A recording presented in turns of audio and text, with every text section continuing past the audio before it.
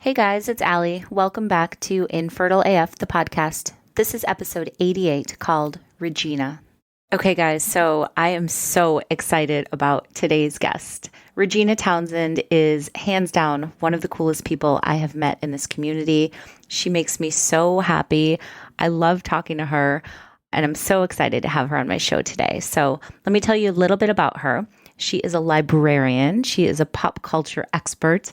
She's a good friend of mine. She is the founder of Broken Brown Egg, which is a blog she started in 2009 because she wanted to break the silence around infertility and women of color. And today, Broken Brown Egg exists to empower and inform and advocate for anybody questioning or experiencing the impact of infertility with an emphasis on the Black experience of it. It's grown exponentially. And as Regina always says, infertility is bigger than babies.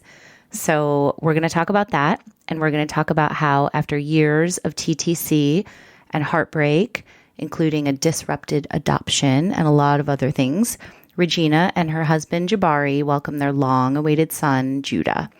We're also going to talk about how Target can be a real asshole and why when you don't end up in jail, it means you've had a good day. And we're going to talk about Bozo the Clown, which if you are from Chicago, like Regina and I both are, you will know what we're talking about. You'll know Bozo very well. So Regina, I love you. Thank you so much for doing my show. And without further ado, this is Regina's infertility story.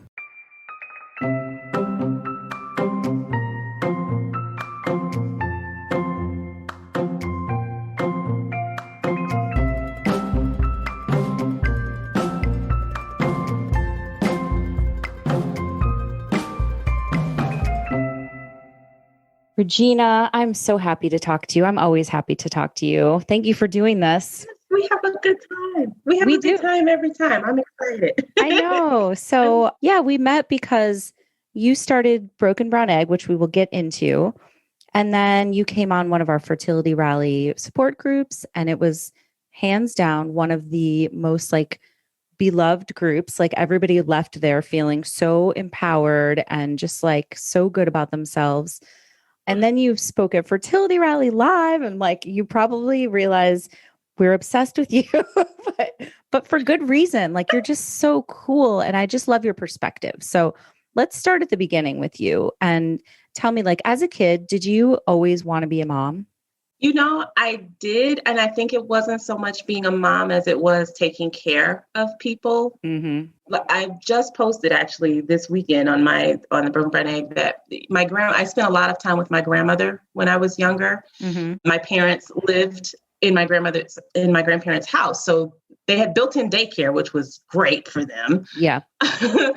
But also I got to watch my grandmother. She was a stay-at-home mom and she took care of the house. And also she ran the phones and everything for my grandfather's plumbing business in Chicago. And when anyone was sick, when anything was happening on the block, my grandmother she had this Rolodex. She knew everyone and she would get these yellow legal pads and she would start calling people and she would be like, so-and-so is going into the hospital. We want to make sure that the kids eat. What can you donate? And she would just do this and make this long list. Some people would drop things off. And then the other things, she would give me the sheet and she would tell me, go down to so-and-so's house and pick up their donation. Tell them Miss Sawyer sent you. And so that was my job. I was her legs. I would go and pick up the donations, pick up the cake, pick up the chicken, whatever it was. Yeah. And she ran that block from her seat in her dining room. She never really went a lot of places, but she ran everything and everybody, but it was always from this place of caring for people. And so I always had this big thing about when someone comes over, making them feel welcome, when there's a child who needs something, making sure that they feel like they're listened to. She listened to me and she made me feel like my opinion was just as important as any other person in the room. And so I found that I did that with other kids. Even when I was in high school, I would take other kids to the museum. I would take kids to the aquarium as soon as I got a driver's license. Mm-hmm. And it was just this thing about, I loved babies, but I just really loved kids. I just thought nobody listens to them. Mm-hmm. Somebody should listen to them because they're really smart. What a cool role model you had in your grandmother. Yes, she I was mean, awesome. She actually passed on my birthday in okay. 1996. Uh-huh. And there's a lot of similarities. Like there are a lot of people who in my family and even just in our neighborhood who feel like I am, her reincarnate. And it's one of the nicest honors That's I could so ever cool. get. Yes. Because are you in the same neighborhood that you grew up in? Yes, my aunt actually lives in what was my grandparents' house, and my Okay. family has lived on that block for 50 years. Oh my And gosh. we have cousins that live at the end of the block. We have another cousin that lives on the other end. My Mm-hmm. mom, their friends they've been best friends for 50 years. They've been Mm-hmm. friends, started school together. So That's really I cool. see all those people all the time. Yeah. Yeah. So before we get into like you trying to have babies and fertility and all that stuff, I'm curious, what did you like growing up? What did you know about your fertility? Because, and the reason I ask is because I didn't know anything. And I didn't realize I didn't know anything until I got into this situation where I was having trouble having my second kid. And it was No, like, I'm curious about your, educationally, what were you taught? And I'm thinking we probably had similar, we're both from Chicago, mhm, public school, right? yep. So tell me what you learned growing up. And was it like with me, it was always like, don't get pregnant, don't get pregnant, don't get pregnant. Like it's Yep. so easy to get pregnant. And that was like drilled into all of our heads. Not even just don't get pregnant, don't have sex. Mm, If you have sex, everyone will know. They'll okay. see you and know there's something different about, like, it was also just talked in this shrouded, like, Mm-hmm. that's what bad girls do. Mm-hmm. And also there was a lot of commentary about Black teenage mothers and Mm, how if you are, and fast girls, because unfortunately, Black girls aren't seen as girls. They're seen as more mature than they are from very mm, young ages. And so the thought process was not even that you get a chance to learn who you are. It's let me tell you who you are and what you can't do. And I remember even in sixth grade, we had health class and we had visitors and guests, and they would talk to us about STDs.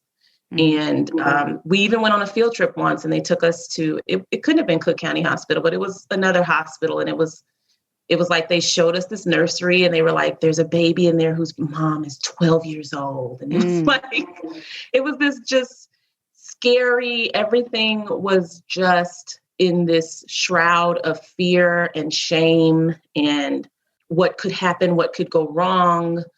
And babies are for people who are married. Babies are for people who have the degree. Babies are for people who've made the right choices. It was never like, this is how your body works. Like, it Right. was always jumped straight to that when it's like, well, first of all, how about we teach people which holes are which? Let's Exactly. start at the beginning because most of them don't know. And then they end up teaching each other. And then you do get sometimes the teenage pregnancy. Let's start first with this is your body. This is how it works. And Yeah. not you are irresponsible. Like you're starting from that place. You're starting from telling me I don't know what to do with this gigantic piece of machinery that I have. Like you're Mm-hmm. telling me I'm an idiot from the door. You're not trusting me with, basic information about my own body. And Right. everything I heard was about STDs. Everything was about STDs and pregnancy. There was also there was a TV show here in Chicago that was produced by a local church. They would have these drama things every Saturday. And What one was of it? them, it was called The Awakening. Mm-hmm. And it was this really dramatic soap opera, which we loved. All of us loved it, but it was really over dramatic. And it was kind of cautionary tales, really. And one of the main storylines of The Awakening was a girl named Marquita who got pregnant and her mom put her out and she didn't have anywhere to stay. And there was all of the storyline about, number one, her being a young teenage mother and what that meant as a Black girl, but then also the fact that her mother finding out would instantly put her out. And there were a lot of stories like that about if you get pregnant, your parents will put you out, your family will put you out. Mm-hmm.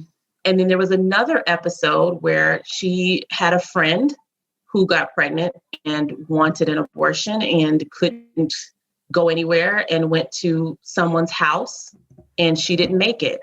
And both of those stories were so terrifying, and it was like, here, let me terrify you. And now at the end, let me invite you to join our church. It was just very, it was like, and we loved watching the show because it was a soap opera, but it was also very much influencing our thoughts about relationships, about consent, about sexuality, about sex, about identity, about abortion, about reproductive health and justice, and what the Black family looks like. So I wanted to ask you, how did that affect your sense of self and your sense of sexuality and growing up? Like, what did you, how did you walk away from all of that feeling? I really just felt like if I want to succeed and if I want to be seen as worthy, or if I want to be seen as, I can have all the good grades that I want, but I won't be seen as successful if I'm also not of high moral character in that way. And if I am doing or saying or have done anything that will derail me from the expected trajectory, which is college career. And so that was my goal, be worthy, really, which says a lot about our self-esteem and self-worth as young women. But that was it. Like, I need to get the grades. I need to make sure I'm doing everything I'm supposed to do. I need to make sure that I'm holding myself accountable. I need to make sure. And those are all fine goals if that's what you want to do, but not if it's because someone else has told you that that's how you matter. Exactly. And I think that a lot of that was really what it was. It was a feeling of like, I need to do all the right things because then I will matter. And only good things will come to me because I'm doing what I'm supposed to do. And that is not true. You can do all of the, well, first of all, what is the right things? We don't all know. Right. But that is foreshadowing to infertility, right? Because we all, I think a lot of through lines with people's stories, no matter what they are, is like, if I do the right things, it's going to work out. And that's not how it happens at all, ever. No, not at all. And I remember hearing, I had relatives who didn't have any kids, but they were educators and they always were doing something with kids. And I just never put two and two together. I just thought, well, if they don't have kids and they're married and smart and they have homes and they this, that, and the other, they must just not want them.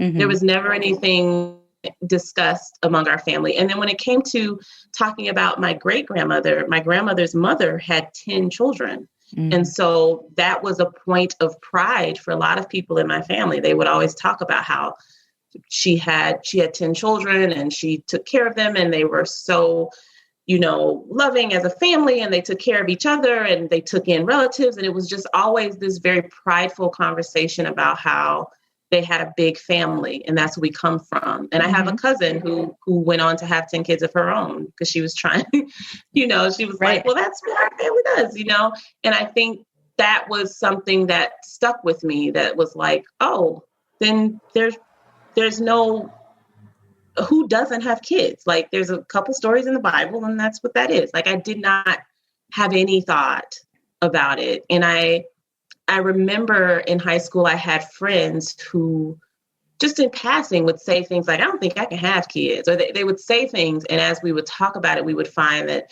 we had a few people that we knew who really thought there was something wrong with their body for whatever reason, but we did not have in-depth conversations about periods or about, painful periods or anything. I knew people who couldn't come to school because they had periods that were so painful that they had to take off. But it was not a discussion and an education that I find now so vitally important.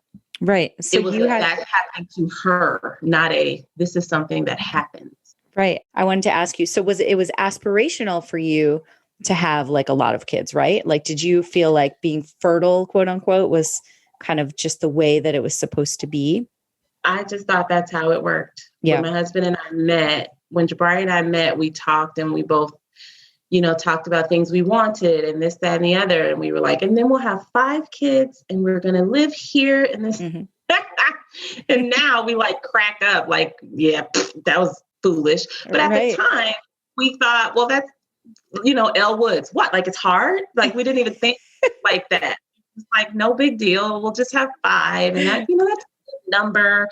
And then maybe it'll be like 3 boys and 2 girls, and the big brothers will protect it. Like, you just right. Clueless. Not only picking the birth order, but the gender and exactly when you're going to have them, because that's how it happens. And here are all of their names so that I can be upset when someone who doesn't even know that that's my plan names their child that, and I'm going to be really angry. Like, all of that stuff, we just don't even think. It never even crossed our mind. So tell me, what happened when you guys started to try, and how old were you? Well, we got married when we were 23, very young. Babies. Now, when I look, I'm like, damn, that was real young. Yeah. At the time, I think we were just very focused, and we weren't even thinking like that. And we were also very family focused. And I knew that my period had been an asshole, and I knew that was a problem. That was, even while we were engaged, I've spent time in the emergency room trying to be treated for that. And what was going on with that? It would just never go away. I felt like there's a scene on South Park when the teacher says something like, I don't trust anything that bleeds more than 3 days and doesn't die, or something like that. And I was like, triggered, because I've been bleeding for 14 and I'm apparently a zombie. Thank you. Oh my God. It was just so long. And I have no cramps, nothing like that. It was like a faucet that nobody turned off. And I just would get to the point where I would feel so tired and uncomfortable and unclean, and just, it was driving me crazy. And so then I would go to the emergency room because I didn't have health insurance, and they would give me birth control pills. Or I would go to the Board of Health, because you could go there and see a doctor, and that wasn't, it was almost like urgent care. Yeah. And they would give me birth control pills. Like, wherever I would go, they would give me birth control pills. And then that would stop it? And that would stop it. And so when we got married, it was like, oh, well, I was only taking the birth control pills to stop the period. But, if I'm having a period, like, once again, you don't understand how it all works. So you're thinking, well, I'm having a period, so I must be ovulating and it must be fine. So if I just stop taking the pill, I won't have to worry about the period, because I'll just get pregnant right away, and then I won't have a period anyway. Like, it's just you're like, I got it all figured out. Yeah, I know everything that's going to happen. False. You don't know a damn thing. Right. So what happened? So when nothing was happening and I was getting the period drama again, I went to a gynecologist, and I actually took my aunt with me because I was struggling with the identity of it. I think after so many years of being conditioned to feel like pregnancy is bad, I didn't know how to say, I want to have a baby. It didn't even feel right coming out of my mouth, even if that's what was on my heart. And I took my aunt with me to kind of help me verbalize, I think. And I told the doctor, and she said, okay, well, here's a prescription for Clomid.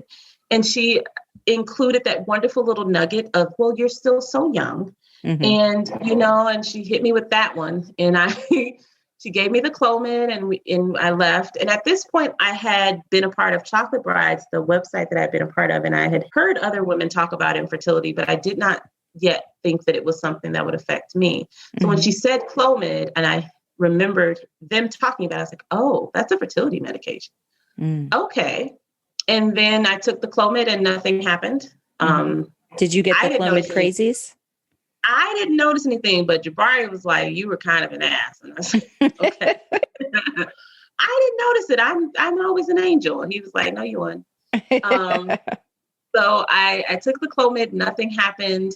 I remember too, I went to a family gathering, and I was speaking with my cousins, and one of my cousins, she was like, oh, I took Clomid. And it was like 2 of my cousins just started talking about it. And I was like, oh, so this is a thing, and nobody was going to, okay, cool.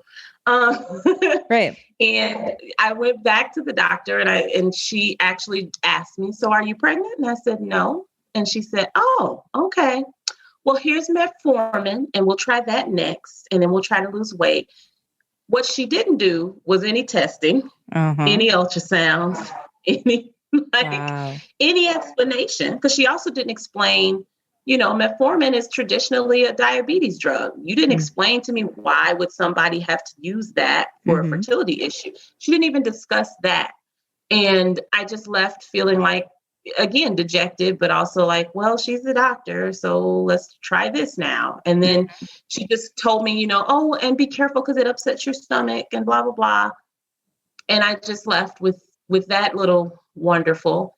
And the irony was at that exact time that I was dealing with all of that, my sister, who was 15 at the time, turned up pregnant. And it was just like, I had started knitting this blanket. I had started crocheting this blanket because I thought I had it all figured out. It was going to work fine. And I started crocheting this blanket for me. Mm-hmm. And I, when things didn't work, I just gave it to my sister. I gifted it to my niece because I was just like, well, I guess the premonition wasn't for me. I guess it was thinking about you. So right. I just kept moving forward. I kept trying to figure out, and in the midst of that, I would have insurance and then not have insurance, and depending on my job or depending on where I was working. And what was this doing to you, like mentally, and how are you feeling? It was like almost like a weeble wobble, mm-hmm. or one of those inflatable things I used to have when I was little. I used to have a blow up Bozo the clown. Oh my God, Bozo is he's a Chicago dude, right? Yes. Yep. I had that same thing, Regina. Did you have the Bozo buckets too? Yes. That you snapped onto like the plastic strip? We actually still have it. My niece has it right now. Oh my God. Yes. Bozo buckets. The grand prize game. Totally. Mm-hmm. My sister was actually on the Bozo show. I had a classmate that got to go because it would come on right before school. Yeah. And so it was like you were a celebrity if we were all watching it and we saw you on there and you walked into class late. Like, yes, sorry, I'm late. I was on the Bozo show. Exactly. Coco the Clown. It was very Hollywood. And I've tried to find it on like YouTube and stuff. You can't find it anywhere. It's crazy. We need to do some digging. Yeah. That's so funny. So I had the same blow up Bozo. I know I can totally picture it. I know exactly what you're talking about. And you would punch it and it would fall over, but it would just pop right back up. Yes. And that's how I felt. I felt like I was this little slingshot of feelings of just like, well, it didn't work, but now we know to try this. Because I just thought if I'm optimistic and I'm purposeful and I move with intention, everything will work out. Mm-hmm. And I was trying to not lose faith and trying to not upset God and trying to not seem ungrateful and trying to be patient or any of those things. But at the heart of it, I was just feeling so defeated. Like, what did I do wrong? And why isn't this working? And I did everything you told me to do. And I have the job and I got married and I did this and I bought, I just kept trying to flip it to the positive. Like every time I would feel like just really like raw about it, I would just go do something else. I would go to Walmart, buy some new yarn. Let's crochet a new blanket. And the funny thing about fate is that every time I would start a new blanket, someone else would get pregnant and I would just give it to them. I would just give it to them like, well, then maybe for you. So here you go. Oh my God. So wait, tell me about the piece of not wanting to like upset God. Like what was that? Where does that come into play for you? I didn't want to be angry at God. I felt like I was getting so angry and I didn't want to feel. And for me, I have a lot of self-worth stuff that I've worked through my whole life. And so when things don't work, I instantly think, well, it's because I did something wrong. It's because I failed in some way. I didn't do everything I was supposed to do. This is because I was smoking in high school. Like whatever I could think of to be a fault. And I started to equate it to just, well, maybe I'm not doing something right. And also people, men, maybe not even to me directly, but people say things to all of us that are kind of like, well, if your faith was stronger, or if you prayed more, or maybe if, this person prays for you or whatever. And it would, that weight of feeling like, no, I don't know. Like, like I would listen and in my head, I'd be like, I don't believe that. Did God call you? Because he didn't call me. And then I don't think he would tell me my business. Like, I would just feel like, well, unless you got wings coming out your back, I don't know if you're the actual messenger. I just would get so frustrated with that. But I also wanted to be open-minded and kind. I never liked to shut down. And I would just really struggle with am I not doing something right? Should I have been doing something different? Yeah. And I just got so pissed off. And at that time, I didn't feel like I was allowed to be angry at God. Now that I've worked on having more of a relationship in my spirituality, I'm more of a like, if my religion tells me that my God sees and hears everything that I feel and think anyway, he already knows I'm pissed off at him. So I might as well just tell him, bruh, that pissed me off. And what you gonna do about it? Because I feel like this. So what we gonna do? Like, now I'm in a better place of feeling like I am not fighting for my worth by saying I don't feel comfortable with this. I can be grateful and discontented at the same time. Yes. I'm not content with where I am, but I'm grateful for all I have. Please tell me what to do next. It's just fine to say. It's not one or the other. And I think people, especially when it comes to those of us who are people of faith or anything like that, we do have a habit in trying to help. And when we try to help, sometimes the things that we say are not helpful at all. Girl, shut up. That didn't help me. Exactly. Tell yourself that. Like, don't tell me. Tell yourself that. If you feel that strongly about it, how's that working out for you? Did that help you? Okay, then shut up. Don't tell me. But exactly. People will tell you stuff. They'll tell you what to try and what to do and what to believe 10 ways from Sunday, and they won't do it themselves, and I've learned now that I don't really want anybody else's. I don't really need you to tell me what you think I should do. Right. I'm not in relationship with you like that. So so back to your, like, the chronology of your story. So you took the metformin. Was that kind of where we left off? And then I was afraid to take the metformin for a while because I was like, well, I didn't know how to navigate taking medication that people were saying we're going to have so many adverse reactions while working a job.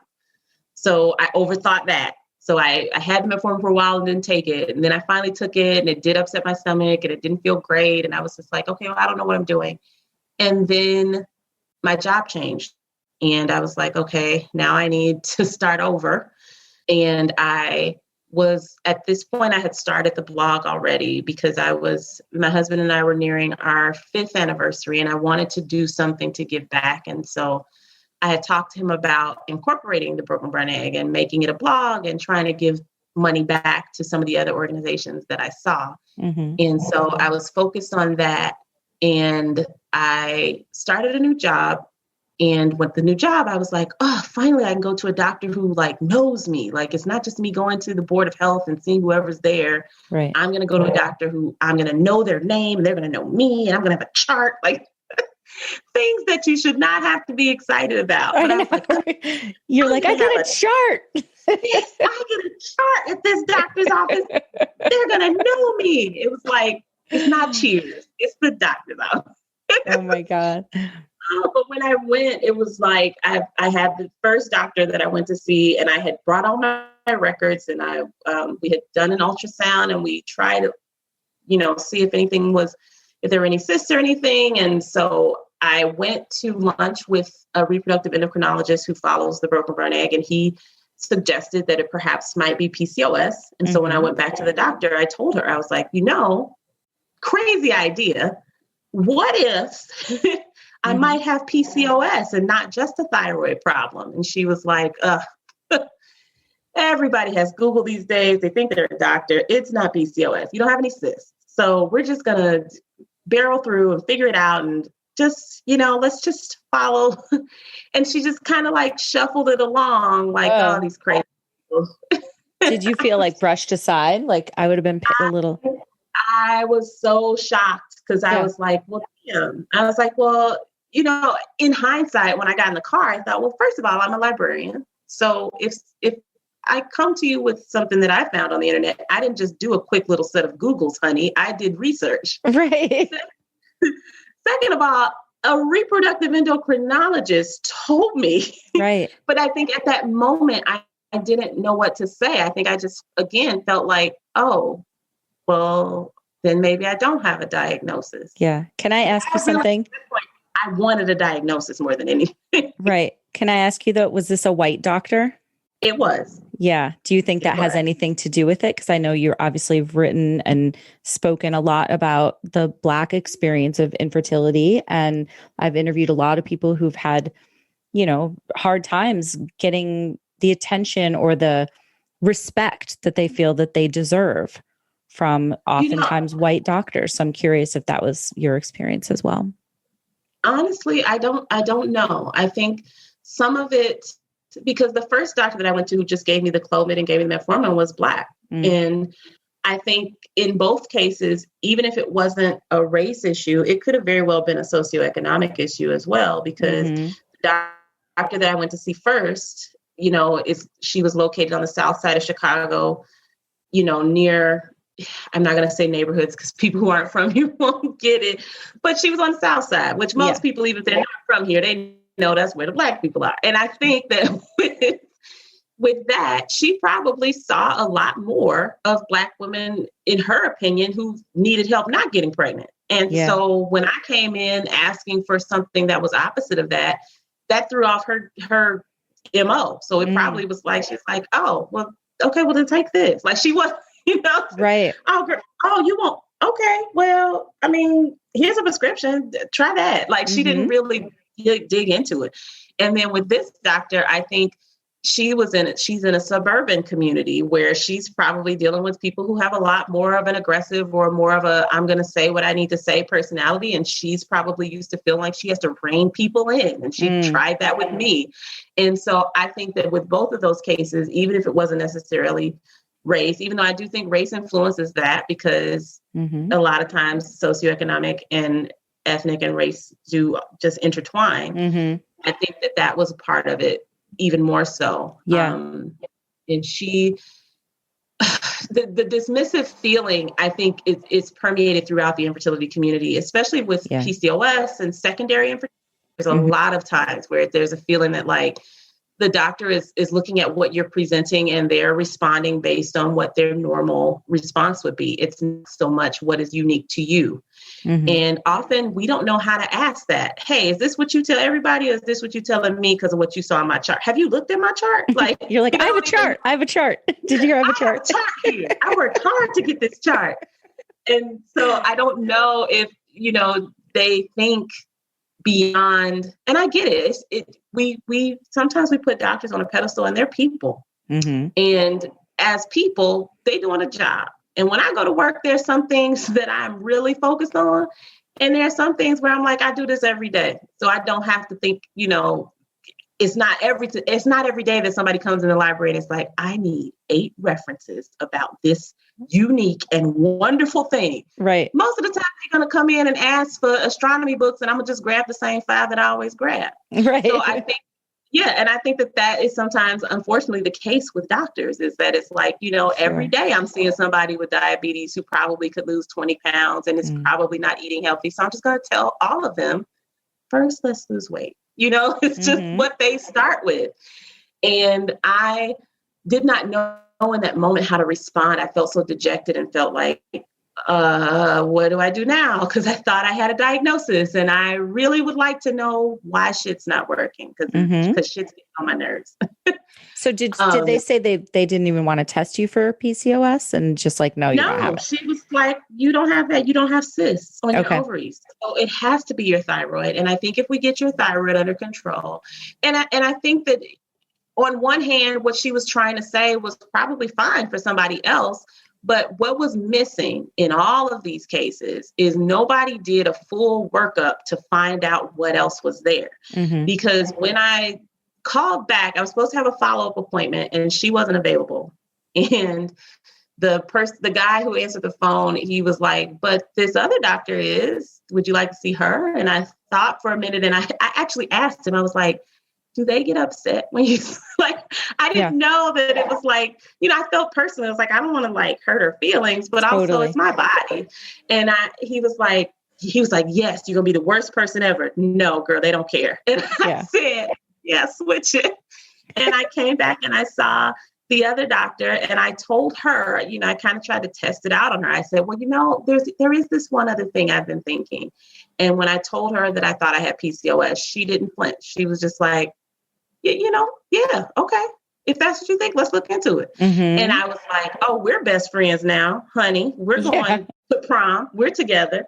And she really has been, she's been my doctor ever since. She's been my doctor for the past like 10 years now. That's and amazing. She always when I come in, asks about the broken brown egg, always asks, what I'm thinking fertility wise, what I want to do, always telling me, even the last time I was in last month, she was like, I have patients who come in and talk about the broken brown egg and I want to tell them that I know you, but I can't. Right. And I was like, look at the full circle. Like, you have helped me tremendously. But she's the first doctor who said, well, she said, first of all, and that's when you know somebody's pissed, when they start, well, first of all. And she's a white doctor too, but she's culturally sensitive. Right. And she was like, well, first of all, PCOS is a syndrome. It can have multiple presentations. Yep. So you don't have to have cysts. And she was so irritated. I could hear it in her voice. And I was like, yes, girl, get mad. And she was just like, so we're going to look into this other stuff. And I could tell she was just, as a doctor, she was angry that a colleague had dismissed a patient. Good. And that meant a lot to me. Yeah. And it also meant a lot to me that she said, if that's what you think, those words meant so much, because it was someone who has the credentials to, in many cases, just make the decisions. But she was actually saying, well, we're a partnership. So if that's what you think, I'll look into that for you. Like, it was just like the doors open. Yeah. Just like, oh, this is how going to the doctor is supposed to work. Absolutely. Cool. Yes. I think life-changing. My doctor said that too. And we interviewed him for Fertility Rally. And that was one thing he said. He said, I've always wanted it to be a partnership with all of my patients. And that word, it just, you're right. It validates you. It makes you feel respected and seen. And I think that makes such a difference, when they look at it. And it helps you trust them. Right. It helps you trust them, because if they say something to you, it's not just what they do every Tuesday. It's, right. Oh no, I know you. And I know, and she's always been that way. Even so we did an ultrasound, we did try Clomid again, we did a few things. She also said, you know what, I really want to do an HSG test, because I don't know if you're ovulating, for one, because of the PCOS, but also I just want to make sure that there's nothing in the way, because this doesn't make any sense. And so we did the HSG test. And when we did the HSG test, and she said, Regina, I'm pushing the dye as hard as I can, and there is nothing moving. And she came up to the head of the bed and she said to me by name, Regina, you did everything that you could do. I know you don't want to do IVF. I know you're afraid to do it. I think that's the best step. The fact that she stopped the procedure to come over and deal with me as a person and say, I remember that this is something you said you don't want to do, but I'm telling you from what I'm seeing, this is the best thing you can do. I'm going to give you the referral, and to validate and say, you did everything you could, was like, I could have just been a puddle on the floor, just somebody saying that because that's what we feel like when we're dealing with infertility. We feel like I'm doing something wrong. Why is it not working? I'm doing something wrong. Yeah. And for the doctor to say, oh, you've done everything that you could do. Totally. It meant so much. I don't think she'll ever know how much that meant. And I tell her all the time, and I don't think. It's like that scene in Good Will Hunting when he's like, it's not your fault. It's not your fault. Yes. Like shaking Matt Damon. Do you know what I'm talking about? And this Robin Williams. And it's just like, you start sobbing because it was the same, same kind of feeling. Yeah. Like, it's not my fault. Oh my God. Yeah. Yeah. Wow. Well, that's so great that you found her. So, okay. So then what happened? So she gave me a referral to one of the largest fertility centers here. And we went, and I was really excited. And then we did all this testing, and it was like, okay, so here's the laundry list of everything that's in the way. Hold that thought, guys. This episode is being sponsored in part by Thrive Cosmetics, an independent, woman-founded and owned beauty brand that specializes in high-performance makeup and skincare that's both vegan and cruelty-free. Now, we all know the holidays provide the perfect excuse to get a little more glammed up than usual. And Thrive Cosmetics is a new beauty brand I've discovered and really fallen in love with. And right now, they have some amazing discounted sets that are perfect for gifting. Plus, for every product you buy, they donate to help a woman thrive. Now, talk about holiday cheer. Also, you guys know I love me a female-founded and owned company, and Thrive takes it one step further. Their mission is called Bigger Than Beauty, which means that for every purchase, they donate much-needed products and funds to nonprofit partners nationwide who are helping women face significant challenges to thrive again. All right, now let's talk about some of their high-performance products. Thrive Cosmetics products are made with skin-loving ingredients, and they're formulated without parabens, sulfates, and phthalates. And a lot of the sets right now include a free tube of Thrive Cosmetics best-selling Liquid Lash Extensions Mascara, which is one of my faves. This is the mascara you may have heard about that is sold every 5 seconds. It's flake-free, smudge-free, and clump-free, and it's got more than 7,000 5-star reviews, and it also won Glamour's Best Clean Beauty Product of 2020 award for the best mascara. I was wearing it the other day, and my daughter Ever said, "Mom, are you wearing fake lashes?" And I wasn't. I was just wearing their Lash Extensions mascara. So here's the thing. You can start thriving and help women in need today by going to thrivecosmetics.com/infertileaf for 15% off your first purchase. That's Thrive, CAUSE, medics.com/infertileaf for 15% off. Thanks so much, Thrive. It was like winning the lottery backwards. It was Right. It was like, well, I've never seen anyone whose AMH levels are this high. I've never seen anyone who has this. I've never seen this before. Oh, and we know that we thought it was just your PCOS, but guess what? You win the male fertility issues factor as well. Let's look at those. It was just like this list. And as she was running them down, she wasn't mean or, it was, and I liked our experience there. So I didn't have a problem with it. It was just this feeling of like, shit, like, you're just sitting there like, well, damn. Okay. So what the hell do I do with that? Right. And I saw my husband just deflate. I just saw him look like, well, okay, so now it's worse and it's potentially my fault. And now it's like all that weight, I saw that weight catch on. And she told us that. And then we were like, well, we got to do what we got to do. So the next meeting was to set up to go over the cost of everything. Oh God. Yeah. That's the real depressing one. Yeah. And IVF is mandated in Illinois, but there's still things you got to pay for. And so when we sat down and they went over, this is how much we need initially to just get started. And this is how much we need for this. And this is what insurance will cover. And this is what it won't. And like, when we went through all of that, we were just sitting there like, holy shit. So I guess we're not buying a house. I guess we're not going out of town. Yeah. Not putting gas in the car. Just let's sell the car. Let's take some buses. Right. All those feelings. Totally. But even then, I was like, well, we're just going to push through anyway. We're going to do what we got to do. It's been so long. At that point, it was like 7 years or so. We were like, let's just push through it. But, whatever we got to do, we'll do it.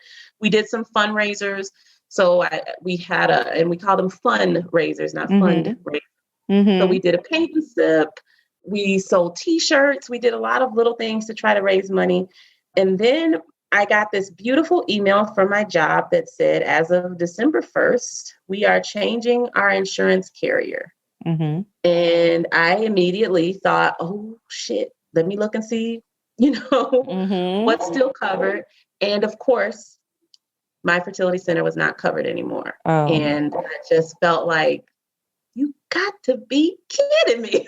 Like, can I catch a break? Yeah. Like, what are you doing?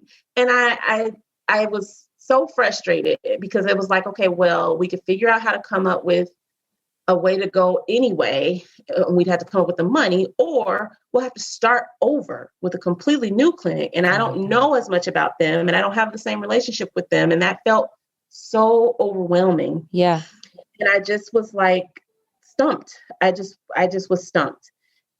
And we decided to take a break for a minute and try to figure out what to do. Mm-hmm. And I had Jabari had a relative who spoke to my mother-in-law and said that she was pregnant and didn't think she'd be able to parent, and would we be interested in adopting? Mm-hmm. So we sat down and we thought, like, well, maybe that's why this isn't working, because you always want to find a reaon. Yep. Of course. Maybe that's why it's not working. We're supposed to do this. You know, you start doing your stupid math. And so we were like, well, maybe it's not working because we're supposed to adopt. And so we prayed about it, thought about it, and we went and sat down with her and we asked her what were her intentions. And she was like, well, no, I'm planning. I would hope for you all to raise them, and I would hope for you all to step in, and I feel like he would be better with you all, and just all of this. She gave us a bag, like diapers and clothes, and she was just like, really, like, I've thought about this a lot, and I was like skeptical because of who she is, but also I was like, you know, you never know what the Lord is going to do, and so I'll move forward however things seem to be moving. Yeah, and so we decided to move forward with that. We reached out to, at that point, I had there's a really awesome adoption attorney here in Illinois, Michelle Hughes. She's actually going to be speaking at there's an a Black adoption conference coming up this month. Wow. And Michelle has been a follower of the Broken Brown Egg for years, and she's an adoptive parent. And I told her what was going on, and she had us come to her office. She worked up papers for us and everything. And we really moved forward. We were, you know, purchasing things and preparing. And then that February, I got a call at like 2:00 in the morning that said that she was headed to the hospital and that I needed to get in an Uber and come all the way to Jackson Park Hospital, which is way on the south side. And went there. I sat in that waiting room. I saw her come out, and she was like, oh, the baby is beautiful. I can't wait for you to see her. We thought it was a boy, but it's a girl. You're going to be so happy. And it was just a moment. And all of a sudden, a couple hours after the day had gotten really started, there was this guy there, and we were like, well, who is that? And all of a sudden things just felt different. Oh, no. And at first we were in the room and people were saying, well, where are you going to stay? And what's the baby's name going to be? And this and that. And she was saying, oh, she's not coming home with me. She's going home with them. This baby is going with them. And it was just very reassuring. And I was like cautious, but optimistic, because it seemed like everything was going fine. And then we went home, we finished putting things together, and we were ready to go and pick the baby up. And we were in the car on the way, and we had called to check on the baby, and the name was different than what we had given. And we were like, well, what the hell is that? And we talked to Michelle, our attorney, and she was like, I don't know, guys, I'm getting a feeling. And she said, just call again and see. And so we called again, and on the phone, she had a social worker tell us that she was changing her mind and that she didn't, but it was if it was, you know, it's family. So if it's in a really sweet, you know, guys, thank you for your support, but I really think I'm going to be able to do this, and with the family's help or whatever, that's a different scenario. That's not what old girl did. Old girl was like, yeah, so I didn't change the name and we going to be fine. Like, it was very completely different than the couple of days that we had been there. It was like someone slammed the door on you, because we were in the parking lot of the hospital. Going back to pick her up. Going to pick her up. Had the car seat in the car, had the outfit in the car. The bag was packed. And we just sat in the parking lot like, well, what the fuck was what? Huh? I had done the FMLA paperwork for my job. I had gotten cards at work. It was a whole thing. And I was just like, well, what do I do right now? Yeah. And how do I not go to jail? Right. That's always one of my goals. Those are my two goals. What do I do right now? How do I not go to jail? You've talked about that before with us where you're like, oh my gosh, I did not get arrested today. It's a good day. Go to jail. I didn't lose my job. I didn't cuss nobody out that didn't need to be cussed out. I did not know what to do. And we gut wrenching. We went and just sat with Michelle, and she was like, I'm sorry. And maybe she'll still change her mind, but let's just keep an eye on everything. But I really feel like things are not going to go the way that we thought. And we went home, and my husband was so angry because this is his relative, and he was just so upset.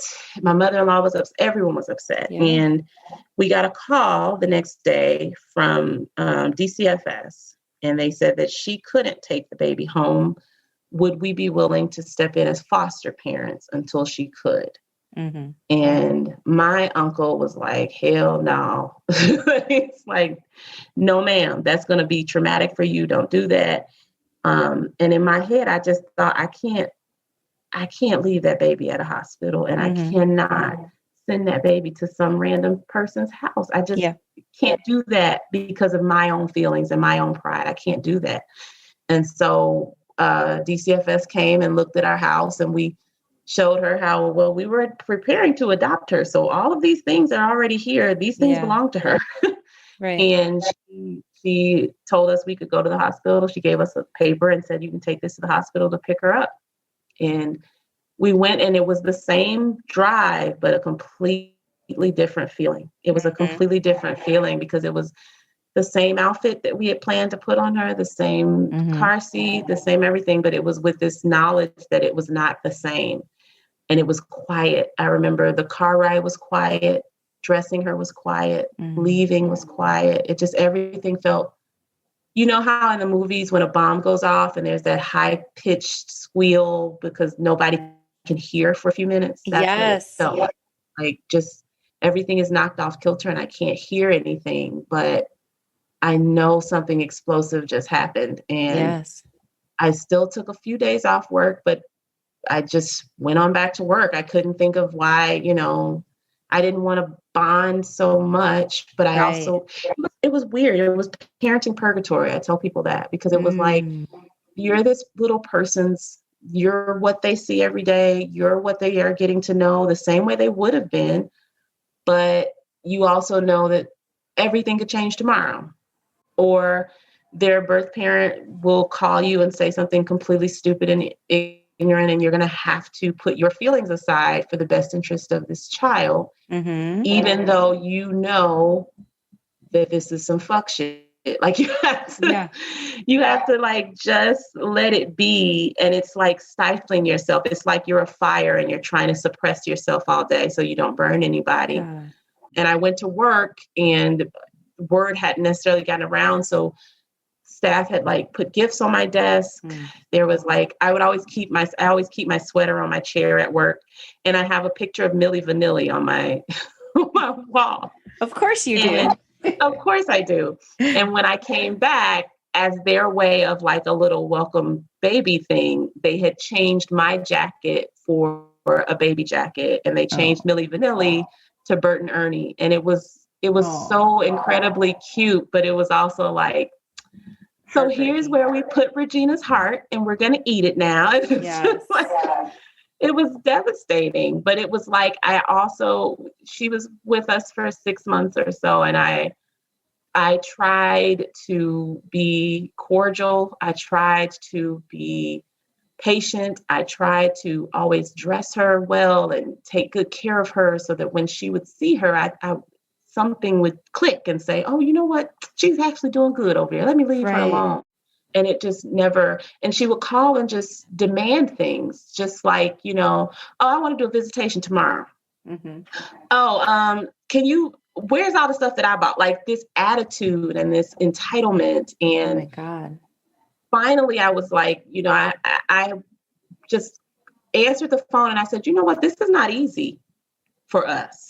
And so when you call and you say these things because you're just living your life, that is affecting us in ways that you will never understand. Do not call me again with that tone, or you going to talk to the voicemail. You ain't going to talk to me. You can say whatever you want to say, but you ain't going to say it to me. And I just could not be around her. Poor Jabari, he did the visitations himself because I could not be in that space. I could not be in that space. And I would dress her and I would just go do something else.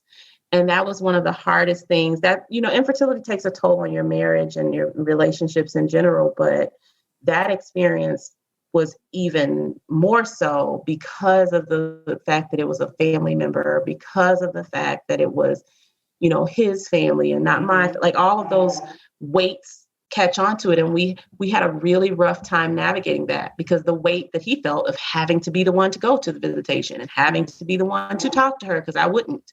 And even when we took her, when she called and it was the last straw, because it was already going to be like a week before the placement was over. And she called and said something that I don't even remember what she said because the Lord let me block it from my brain so that I don't go to jail. And I just told her, I'm packing the car right now and I'm going to drop her off.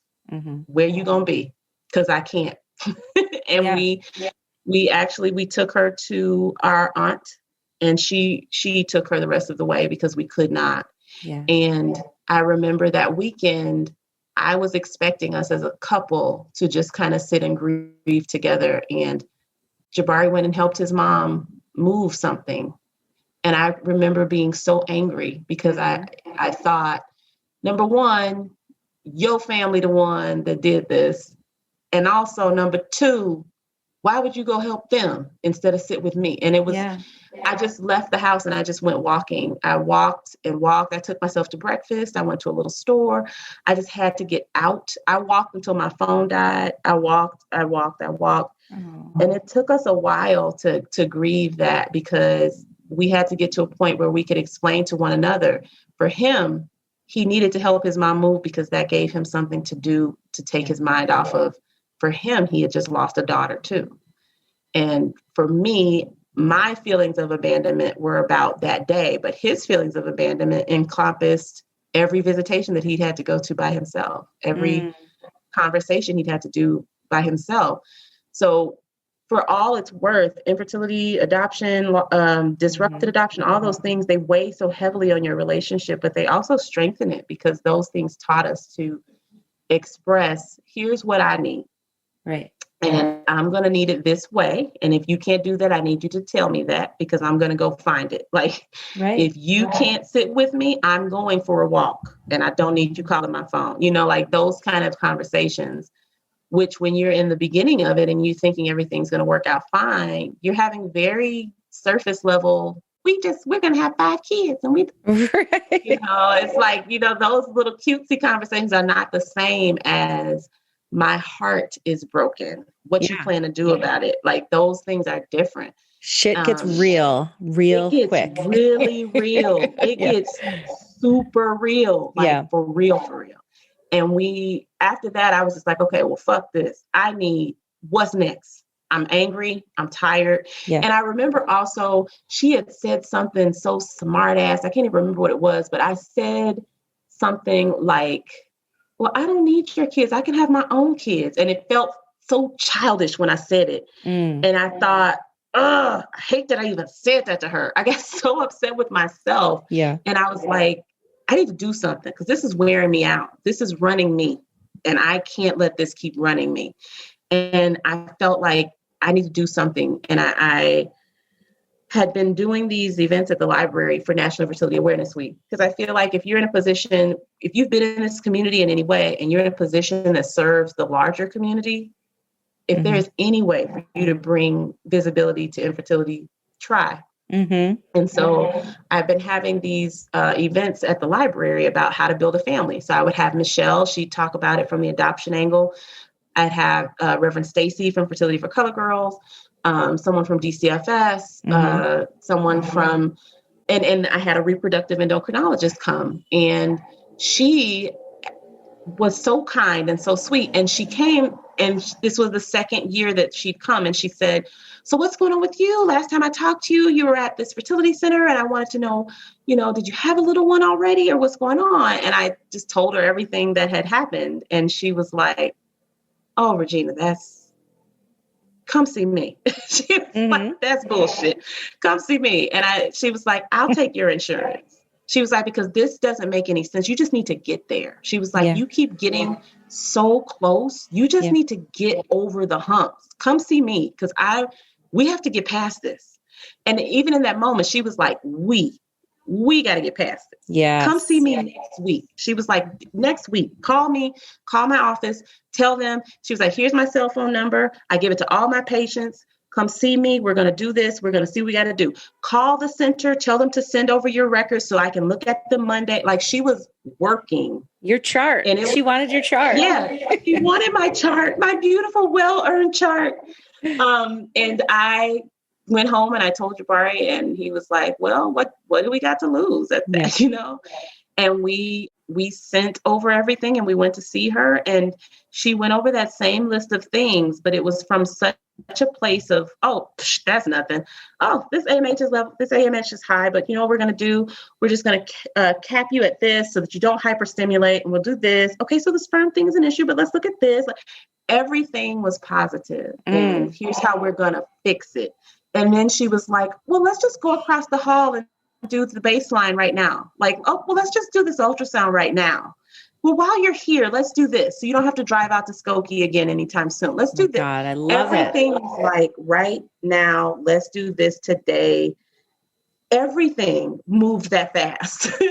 And then, I was waiting to find out what we were going to do next. And then the nurse called and was like, so we're ordering your meds. And I was like, wait, huh? And she's like, yeah, so she put in the order for your meds. They should be to you by tomorrow. You're going to start taking them Thursday. I was just like, wait a minute, what the hell? And my mom has always told me, there's a saying in my family, and there's the saying that a lot of people use where if you stay ready, you ain't got to get ready. But my family says, if you need to have all your bags packed, because if the Lord shows up and says, let's go, he is not going to have time for you to go pack. You got to be ready to walk out the door. So my mom tells me that all the time, like, you got to be ready to go. Are your bags at the door? Because if I say, let's go, I don't expect you to say, wait a minute, let me go grab my purse. No, your purse should already be on your arm. And that is exactly how it started moving. It was like boom, boom, boom, boom, boom. And then I freaked out about the cost of the medications, and I applied for the Cave Foundation grant. And then we got the grant. Oh my God. And then I thought I wasn't going to have money for the rest of the medication. And I called them, and I was so nervous because first she saw a cyst, and she said, well, let's do a surgery to get that out of the way, because I want to make sure that this is the best place for an embryo. And I got a call from the insurance saying, oh, well, that hospital isn't always covered by your insurance. And so I freaked out. I was like, oh, there's that stop sign. There it is. And then I called, and they were like, oh, yeah, you're already pre-registered. We'll see you Tuesday. Oh, my God. And the medication freaked me out. And so I called, like, can you just tell me what the total is? Because I'm trying to talk to my family about how much. They were like, well, actually, after everything is covered, what we're going to need from you is like $4.86. It was oh, my God. Like, what the hell is going on? And I could not understand how everything was moving so fast and so seamlessly when there had been so many start and stops this whole time. Everything was start and stop, hurry up and wait.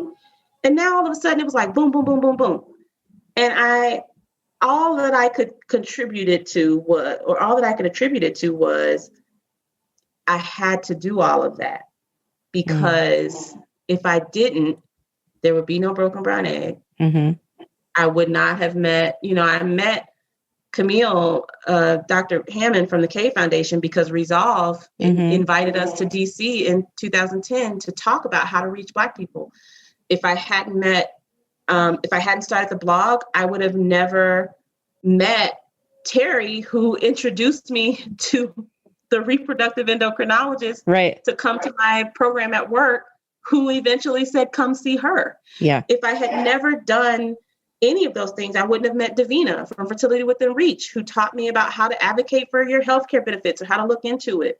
If I hadn't done any of those things, Reverend Stacy wouldn't have reached out to me when she was trying to start Fertility for Color Girls. I would not have gotten where I was if I had not done all of those steps. Yep. And as excruciating as those steps were at the time, when I look at how the conversation has changed, there's a long way to go. But when I first started the Broken Brown Egg, like I said, I started with chocolate brides because Black women weren't even on the cover of bridal magazines. We were still fighting that stereotype that said you don't even get married, you just have kids. So we were fighting that. Then when I had the blog, I couldn't find any other Black women blogging about it. If I wanted to have guest speakers or have anyone else present, there were people who didn't want their face shown. They didn't want their spouse to know. They didn't want their families to see them. I couldn't get the support group started because nobody even wanted to be in the same room. Now, let's look at Fertility for Color Girls that has chapters around the world. Let's look at how many families the K Foundation has helped. Let's look at Indo Black or We Can Wear White or Black to the Beginning. All these other organizations that are talking about fibroids, endometriosis, infertility, adoption. I don't believe that I started any of those things, but I do believe that the Broken Brown Egg has been a part of the snowball. Absolutely. That has led us to here and giving people voice, letting people feel like you can say, we're not talking about uteruses tonight at the dinner table. Don't ask me another question. Like getting people to the point where they feel confident enough to share posts from the Broken Brown Egg. Because again, when I first started, people didn't want anyone to know that they even followed the site. People would send me messages and say, oh, I follow you on Facebook, but I don't click like because I don't want it to show up in my liked pages. Like that's the kind of messages I would get. Now people are like, do you have merch? Can I share this? And it's like the change has been so just amazing to watch. And I wouldn't wish this on anybody, but the lessons that I've gotten from it in terms of just being empathetic and patient and, even when, and even just not just being patient, but recognizing that even if I'm frustrated, I'm still being patient. I can say I'm sick of this shit and still be moving forward. Yes. I have the right to say I'm sick of this shit. Like all of those little lessons, those have helped me professionally, personally. Those are things that I now teach other people and how to be empowered. And those are skills that I've learned from trying to do the Broken Brown Egg. Having this platform, I've had to teach myself graphic design. I've had to teach myself marketing. I've had to teach myself fundraising. I've had to teach myself advocacy. I've had to teach myself all of these things that have now helped me as a parent. They've helped me as a librarian. They've helped me as an advocate. And I really wish that it hadn't took all of that. Yeah. But I'm grateful for what I've walked out of it with. And I don't have great days all the time. I went to Target yesterday and I was like, really, Target? You bitch, you had to do this? What did they do? Target is such an asshole. So first of all, different Targets that have different layouts really piss me off. You get used to how your Target is supposed to go. You walk in, there's Bullseye's Playground. You walk past that, you keep it going around. When you go to another Target and they decide, what we're going to do? We're going to put the kids' clothes right up here. And then we're going to have this platform where we're going to show you an entire crib and how we would lay out a nursery. It's like, fuck you, Target. I didn't ask you that. I came here for wine and pretzels, and here you go. And they now have toddler-sized mannequins that are so goddamn adorable. It is just, yesterday I was in Target, and they have a full, family holiday pajama mannequin set up, and it is like the mom, the dad, the two tweens, and the baby. And I'm just like, I could kick all of these over. Right? Just so damn cute. It's the 5 kids. Oh my gosh. I was like, I just want to kick this over. It's saccharine sweet. I hate it. Well, Let listen, me go buy my wine. You are being super humble. And I will say it, if you don't want to say it, you have made a huge difference with the Broken Brown Egg. Absolutely. You started this snowball effect, and you're exactly right. This feeds into that, which feeds into that. And, you've helped us at Fertility Rally, and I wouldn't have been here if it wasn't what I went through, so it's, I think as women, we do it feels good to realize that you've gone through a lot of shit for a good reason. When when you come out the other side and you're like, okay, now I get it. Now I know why I was crying on the bathroom floor all those days. Like, because I wouldn't have met you, or I wouldn't be here. We wouldn't be talking about this. So to feel it's empowered. to look at it that way. It really is. And the one thing before we wrap up, you always say, you have this quote that I love, which is infertility is bigger than babies. So tell me what that means to you. Oh, it really is. I think because the more that I was in this community, the things that I would hear from people who would message me, and also the things I was feeling myself, and the way that people would limit it, the responses people would say, why do you want a baby anyway? There's so much work. Or you can have my kids. They're so bad. Or, I mean, what do I don't understand. You're already, just go traveling. You have so much that you could be doing, and you don't have to have the burden of children. And what's your reason? The world is overpopulated. And it just made me so pissed off, because it's like, first of all, what's your reason? What was your mama's reason? Because you here. Second of all, I felt like, why do I have to have a definition and a reason when nobody else does? I have to qualify just because it doesn't work automatically for me. That's bullshit. Mm-hmm. And then I felt like, you think this is just about a baby. That's why you fixed your mouth to say that to me. You don't realize that my mental health is at stake, that my finances are in question, that my politics are affected, that the way I work my job is affected, that how I interact with my family, how I communicate, how I function, how I operate with my friends, my religion, my faith, my body, my health. This is not about babies. Mm-hmm. This is about everything that I thought made me who I was, being called into question every day. It is constantly wanting to be normal and not knowing what normal is. It is constantly trying to think, do I have the right reasons to want to be a parent other than just, I want to be a goddamn parent? Mm-hmm. It's constantly feeling like, why doesn't my body work correctly? What did I do to break it? And am I ever going to be able to fix it? It is wondering if your partner deserves to have another person so that they can have the child that they deserve. It is all of those things wrapped up into what other people think is just, oh, you just want a baby. It's like, first of all, dimwit, babies don't stay babies. So let's start there. Eventually, they're going to be teenagers that get on my nerves. That doesn't mean I don't want them. Second of all, it is just not about babies. It's so much bigger than babies. Mm-hmm. It's so much bigger. And if people look at it that way, then they'll realize that this is a health issue. It's not a vanity issue. Mm-hmm. People think of people who want children, they think of it as a vanity issue. And I used to look at, think about how many fairy tales there are that are about someone who wanted a baby so badly that they made a horrible decision and ruined everything. Mm-hmm. And it's like all these cautionary tales that say that the person who wants babies is this bad person who's going to steal from other people or let the witch curse them or whatever. And it's like, that is not what this is, pumpkin. That's not pumpkin. This is me wanting to not bleed 73 days, boo. This ain't that. This really ain't that. But they think it is. They think it is. And if I got to be the one to tell them, I'm going to keep telling them, oh, this ain't that, sweetie. Whatever you thought this was, it ain't that. Right. Exactly.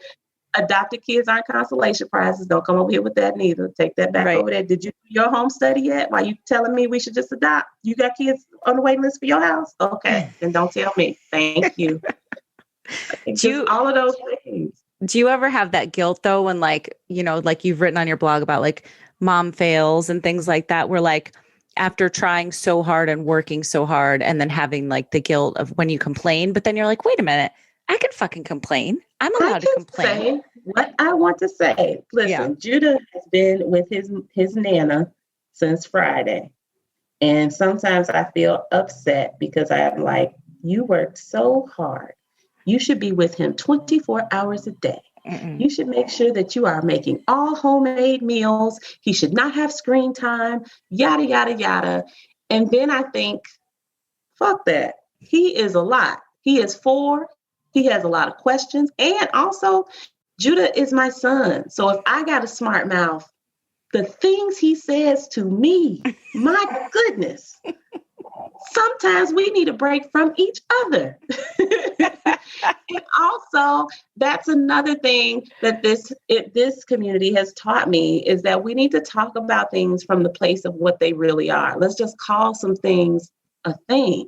Mm-hmm. Parenting is difficult. Infertility is difficult. Both can be at the same time. Mm-hmm. I struggle with infertility because my tubes are still blocked, but I also struggle as the mother of a 4-year-old. I struggle with feeling like, I'm working at a library where we're doing story time for kids, but my son can't go to story time because I'm at work. Or, all of those kind of little mom guilt things that are built in. And we can say that, like, yeah, sometimes he got to watch Daniel Tiger because I need to think for 2 minutes. And also, being a parent does not mean wearing yourself out.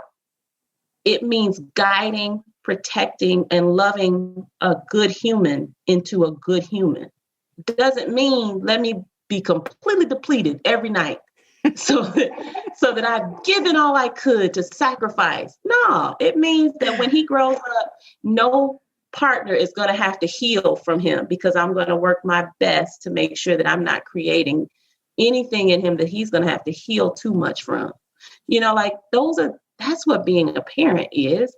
And I've learned that because I looked at everything that I had to heal through and work through to even get to him. Mm-hmm. The things that Judah says, let me know that infertility has really influenced us. When Judah makes a mistake or when he does something that he's not supposed to do, he says out loud, I made a mistake, but it's okay.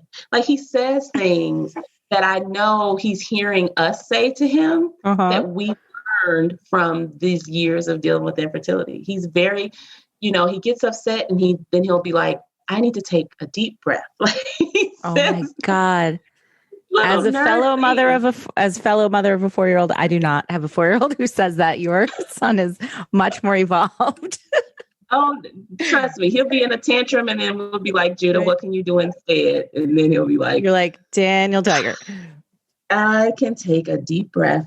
I can count to 5. But he's learning those things because we had to learn those things because infertility taught me I got to take a deep breath before I go off.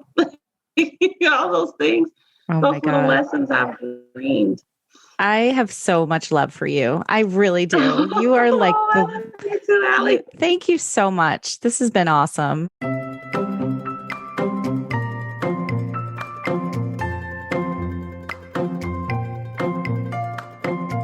All right, guys. Wasn't that awesome? Thank you, Regina. Thanks for everything. I'm so glad we met. Guys, make sure to check out thebrokenbrownegg.org. Their slogan is Representation Matters, which of course it does. So anything we can do to support them, we will do. Also wanted to remind you guys, if you had a minute, to go to wherever you listen to your podcasts and give this a quick rating and a quick review. It helps us get noticed, keeps us around, and make sure that, all the people that need to hear these stories can hear them. So thanks again for listening, and I will talk to you next time.